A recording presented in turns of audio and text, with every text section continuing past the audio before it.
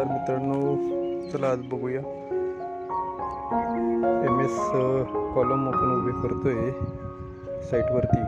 हे बघा, खाली प्लेट टाकलेली 1.5 बाय 1.5ची 12 mm त्याची थिकनेस आहे। पाईप आहे 320 mm, लगभग 8 इंच से ज़्यादा है। ये देख लीजिए, और थिकनेस है उसकी 8 mm की पाइप डाला हुआ है। 8 mm थिकनेस है उसका। ये देखो, ये पिलर कॉलम के कर दिया, उसके अंदर स्टील डाल के उसके अंदर कंक्रीट हो जाएगा। देखो काफ़ी हेवी है, कंस्ट्रक्शन का काम चल रहा है इधर, आप देख सकते हैं। अभी इसको वेल्डिंग करने का लेवल वगैरह कंप्लीट करके ले लिए हैं।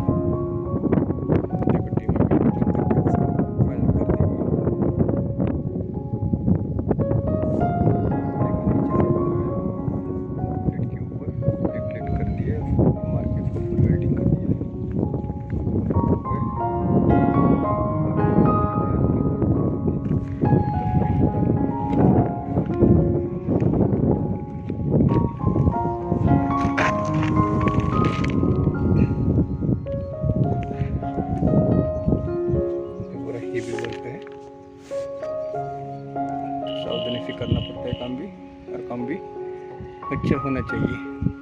अब भी सावधानी से कर लो।